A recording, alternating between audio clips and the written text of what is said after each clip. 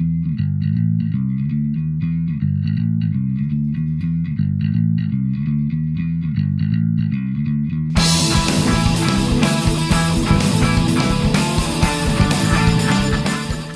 and welcome to this Christmas Beard Clipper video. In this video I'm going to take the Christmas tree train that I built for last year. Video for that will be linked above and also in the description. And I'm going to add snow effects and also something a little special, some miniatures that I found, and make it just that little bit more amazing and wintry and Christmassy so that Rosie loves it even more. And spoilers, she really does. So I really hope you enjoyed this video. Let me know in the comments below if you do. Let me know if you've done something like this, if you had or have a railway going around your Christmas tree. And yeah, don't be shy, do say hello. Other than that, enjoy the video and I'll see you again at the end. So long-term viewers will recognise this. This is the model railway that goes around the Christmas tree. And I've thought for quite a long time that I want to put, well, when I first designed it, I wanted to put trees on this back bit going up there, and I also wanted to winterify it, but I didn't have time when I did it initially, but now I do have time, so I'm going to. So what I'm going to use is I have these trees here, so there's a bunch of kind of Christmassy tree type things which I can put around here. And I've also recently finished a diorama of the Lion, the Witch and the Wardrobe, and that required quite a lot of snow. This is going to be far more sparse, but I have a load of snow materials so I can actually get this done. Now, right now, Angela and Rosie are away for a little bit, so I've got a fantastic opportunity to get this done while Rosie is not here and then hide it so it's a complete surprise on Christmas Day. So that's, or Christmas when the tree goes up. So that's the plan. So I've put it, it's big. I've had to put it onto a table outside room 13. As you can see, it's a big old thing. So yeah, so this is where I'm going to work on it. So the first step is to plant all the trees. So I will get everything ready, point the camera and show you how I'm going to do it. And then probably finish most of it off camera, to be honest. But yeah, very, very happy to be able to get a crack onto this and start to actually finish this project off. Okay, so I've got 3 different types of tree. There's the style 1, and there's style 2. I've got most of those, and then I have these kind of poplar-y type ones as well. So I'm going to make use of all of them. I think I do have other trees as well scattered around. I'm probably going to be mix and matching, but I'm going to make use of every tree I've got in this pack right now, and I'm going to start at the back and move forwards. So the way that I'm going to do this is down here I have a plate which has some PVA on it. It's just a dinner plate that I bought for the purpose, and I have my bradawl. Now this is a really useful tool. So what you do is you dip your tree in the PVA. So you have PVA on the base, and then you work out where you're going to put it. Use the bradawl to pierce a hole in the material. Now this is covered in modelling compound, so it's not just pushing into white foam. And when you've got a hole, make sure you've got a good amount of PVA on there, you drop your tree in. And there we are, 1 tree. So I'm going to get this done and put the rest of the trees in. That wasn't very well focused on the tree I put in. Yeah, I'm going to put the rest of the trees in, and I will bring you back when it's done and show you what it looks like. And yeah, I've got quite a few to do, so it should really transform this area. So I've glued in a bunch of the fir trees, and then the poplar type ones I've attempted to glue in using copy decks. I'll leave that overnight now, just see how well that sits. These ones at the front, I'm not so sure they're going to be quite so secure. I found quite a nice, cool, prominent looking tree, which I might actually decorate. Put a few bits and pieces on it to make it look like a Christmas tree. But yeah, pretty pleased with how that looks. I haven't got enough of the fir trees, as you can see. The left-hand side is a bit bare, but I'm not too worried about that, because as I remember, the Christmas tree might actually encroach on there quite a lot with its own branches, so it might not be a bad idea to leave that a bit clearer over that end. So yeah, I'm going to leave that to dry overnight, and then next thing to do will be to apply the winterization, which I'm actually quite looking forward to, because I had a lot of fun doing that on the other scenery that I did for Lion, the Witch and the Wardrobe. So yeah, hopefully it'll look really good. So what we're now going to do is we're going to mix up some of the snowflakes, the snow, and to paint that onto the trees. And it's just going to take quite a little bit of time because again I haven't got lots of time as always. I'm doing this just while the kettle is just boiled. So I'm going to quickly mix up a small batch and then take it over and start to paint it on the railway.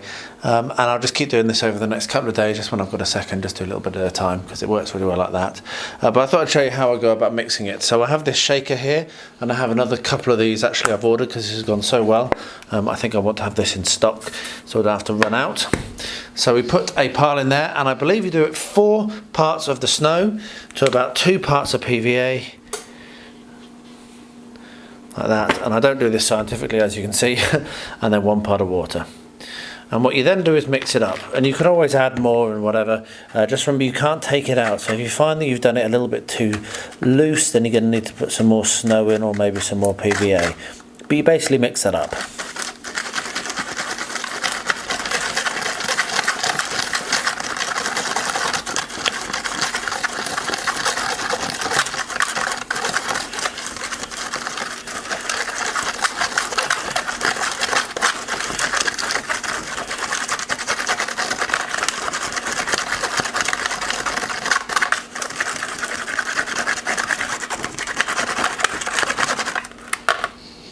There we are. So different consistencies will give different results when it's actually painted on.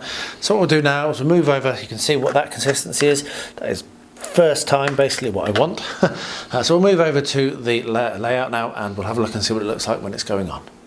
Alright, so what I've found to be best is a little brush a little bit like that. So that's the best thing I've found so far in my short experience of putting this on. And you literally can dab it on. Now I want this to be quite a thin coating. I don't want it to be a deep amount of snow, but I do want it on the trees. So this is going to be a little bit of an experiment for me for how much I put on, because I had a deep covering on the last time I did this. But the way to put it on the trees is to brush upwards from the bottom. You'll get a better result than trying to brush downwards, and that will just put that nice kind of slushy covering that you might see on a tree if there's been a bit of snow but not a huge amount, and I think it looks really nice. So I'm going to do this until I've run out of the mix and then I have to go back to work, and then as I say, I'll keep doing this. I'll bring you along, show you the next steps if there's something new, but largely it's going to be me doing this for the next couple of days. So yeah, that's that. Maybe when I've worked out exactly how I'm going to do the floor, I might bring you along. I'm thinking I might just do patches as if it's kind of melting a bit, because I do want to show off the effort I put into on the base still. I don't want to lose all of that. So yeah, I'll get that done, and next time I've got something to show you, I will be sure to put the camera on. So I've worked a little bit more on this, putting some more of the snow effects on, and I've found that I need to do a process first. So what I need to do is I need to come along and actually put another coat of my terrain glue over the top of the grass, because certainly around here it's very loose. As I'm applying the snow, it's lifting up. So what I'm going to do is everywhere where I've not applied snow yet, I'm going to put a thick coat of the terrain glue, and then I have to leave that to dry until I come and do the rest, because it's it's going to need to be completely dry before I carry on. So I'm going to get that done now, and then leave it probably for 24 hours, at least 36 hours maybe, and then come back to it. A bit frustrating, but I have made quite a nice little bit of progress over here. If you have a look, you can see that we do have some quite nice trees covered in quite nice snow. So I'm pretty pleased with it. But yeah, I just need to seal the rest of the terrain piece. Well, I've finished putting on all of the snow effect, and I'm really pleased with how that's looking. So the next thing that I'm going to do, which is going to be something completely new for me, but I'm going to probably have to get very good at it because I'm going to have loads and loads of this to do, is applying some material between the tracks, so the ballast basically. So I'm going to try and do this with a spoon. I do have a 3D printable applicator, which I might eventually get around to printing. But yeah, I'm going to try it with a spoon. I'm going to just try in a little area first, so a little bit of a practice, see how it works, and if that works, then I'll come and do the lot. And if it doesn't work, then I'll print out that applicator and come back and do it again. So what I've got is, this is from Geek Gaming, from Luke. I've got his granite dust.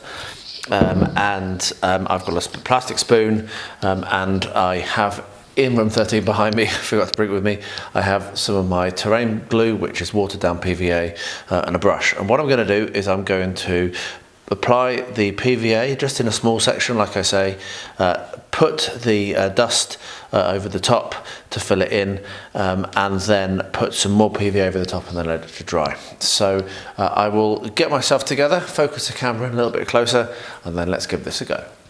This really is true beard clipper style. I haven't practiced this. This is on camera, my first attempt at this technique. So let's see how badly this goes. So I think I'm just going to do it along this section, so between that nail there and that nail there. I really am going to only do a very small amount. So I've got my brush, and what you want to do is make sure you're not getting it on the tracks, I think. Now, one thing with this is I'm not painting the tracks yet on this one, the sleepers. I have started to paint them on the other model railway, which you'll know if you're watching that as well, though I haven't got very far with it, honestly.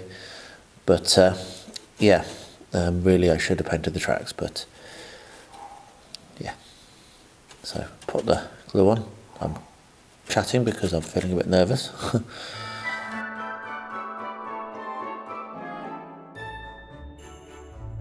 There we are. And now we have this granite dust, and what I'm going to do is drop it in.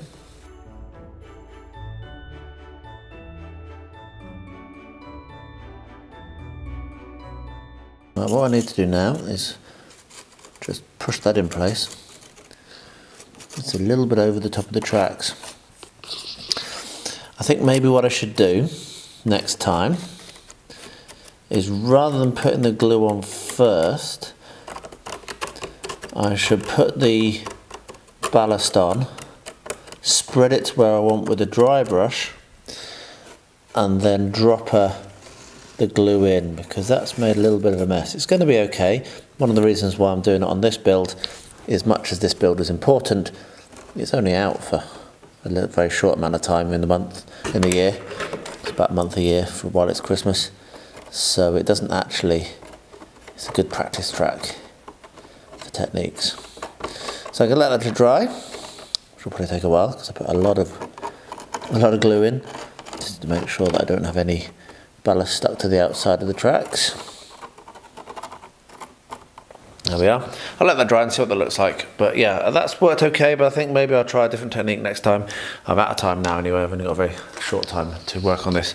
So maybe I'll pick another section of the track and do the other technique and see how that works. So you can see over here, this is where I did my first attempt. It's a bit messy. I'm not massively pleased with it. So I'm going to try something different and give that a test and then find out what I prefer. So what I'm going to do different is I'm going to apply the ballast with my spoon before I put any glue down, and then I'm going to come along with a soft brush and brush it in, and I think this is going to be the better idea, and I'm pretty sure this is what most people do, to be fair. So yeah, I'm just going to get that done. So let's see how successful that is, and then what I'll do is I'll get a dropper and I'll drop my some watered down glue, my terrain glue, over the top to seal it in place. So yeah, let's just drop some of this in. There we are.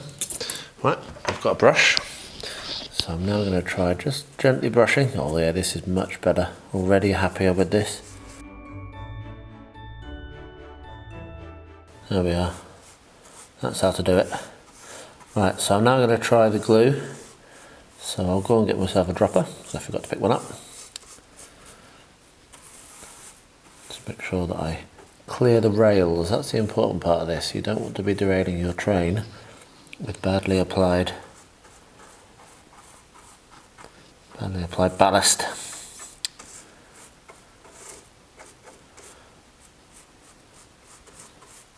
Now, again, I said in the previous clip, ideally I would have painted these first, but I didn't, and I've started, and it's just too late now for me to do that. But on the main railway obviously I will. I have started the process of painting them. So yeah, that's much better. That's how to do it, I think. It's just going to be a case of applying it steadily like this and teasing each of the bits of ballast into the right place. So I'll get this finished, the brushing done, and then when I'm coming to do the gluing, I'll turn the camera back on because there's just going to be a lot of this for the next few minutes. Well, that is one thing that goes further than you realise when you do it like that. So it probably is going to be more efficient in terms of actual materials to go on the track. So that's good. So what I've got now is I've got my dropper, and what I'm going to do is I'm going to drop that on, and then what I'll do is I'll come back and I'll drop on some alcohol, some 100% alcohol to break up that tension, and that will then mean that it flows in nicely and will then seal down all of this material. So I think this is going to be the technique. I'm only doing a little drop a little bit right now because I just want to practice and test it out. If this works, then I'll just go along and do the entirety of the rest of it and just get it done. And then this piece is finished pretty much, apart from a couple of little ideas I've got, which I hope I get time to do. So yeah, pretty pleased. Happy to have got this done. It's running down a bit. It's quite a sharp gradient off the edge of the viaduct. You watch all these other model railroad people doing this and they look so expert at it. Here's me. Anyway, that's what you get on this channel. So there we are. I'll see how that looks when it's dried. It's actually, the surface tension is actually doing all right because of how fine the ballast is, so it's actually breaking it up for me, so I don't know that I need to do the alcohol. What maybe I should have done is alcohol first, so I might do another test of that and see how that works. Do alcohol first and let you know. This is an experiment, obviously. I have watched lots of people do this. I do think alcohol first is the right way to do it, but yeah, I like to learn by doing. So I'm making mistakes. This is how I learn. Finished doing the ballasting around this, and so I've reached a point now where I'm going to put this away. I have got some more stuff on order to finish it before Christmas, but it'll take a little while for that to arrive, so I'll do that when I get to it, when it arrives. But for now, very, very pleased with how that looks. The winter effects have really come on. Rosie is going to love it. It's a real improvement over last year, and that's all you can ask for, really, isn't it? Just a little bit better all the time. So yeah, really, really happy. The application of the ballast went much, much more easily once I was using the correct technique, and thanks to N-Scale Modeler for pointing this out as well on the comments. That's much appreciated.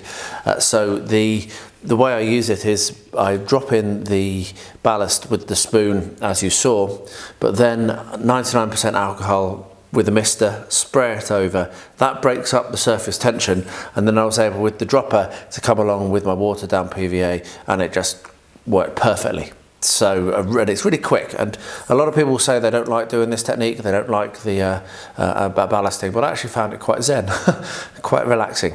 And the big benefit of me having done that on this layout is that this track wasn't very tight. I'd pressed the pins in with my thumb just to hold it in place, so I'd never really kind of like secured it down properly. So now that's rock solid, because obviously that's been embedded in the ballast and in the glue.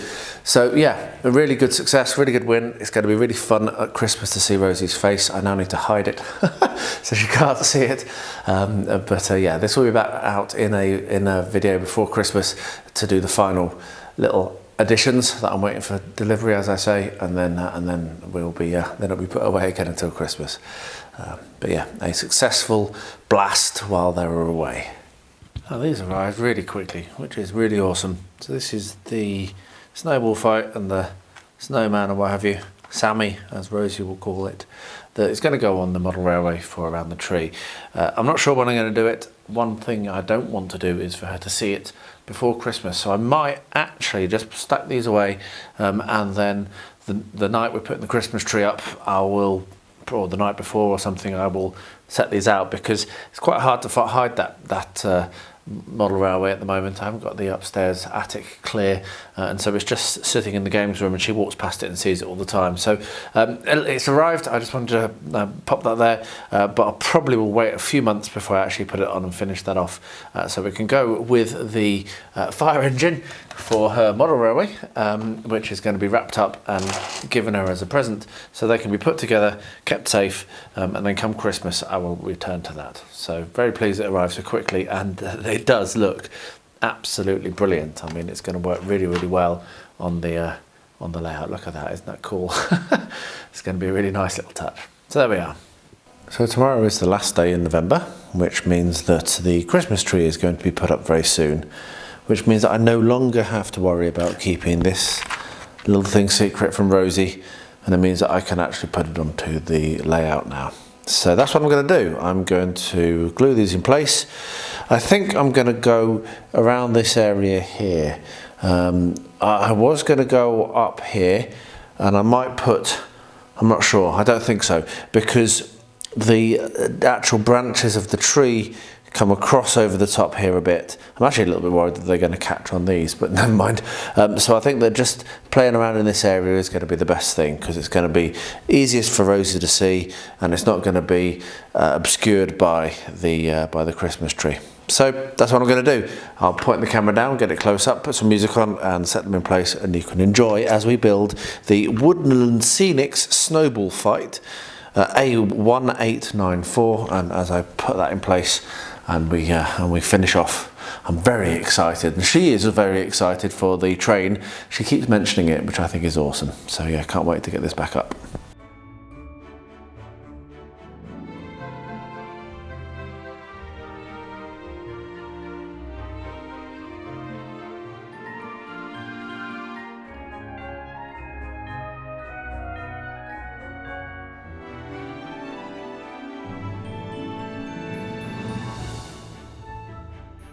So let's go to Shaky Cam.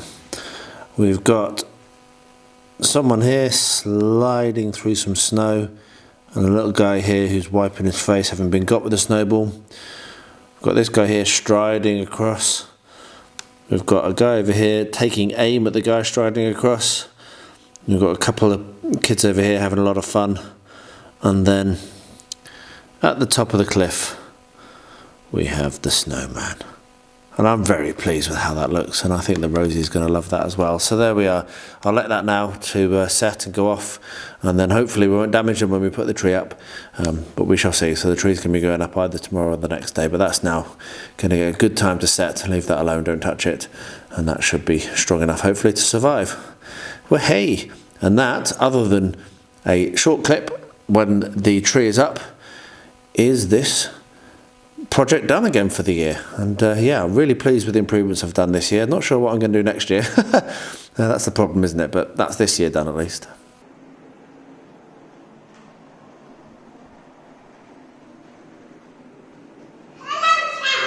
Good girl.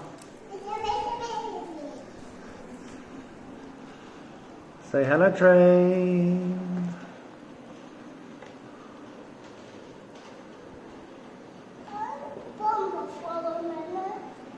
That's Foxy.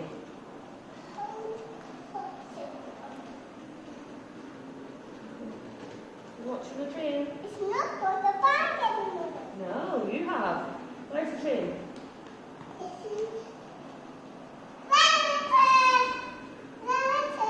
Yay!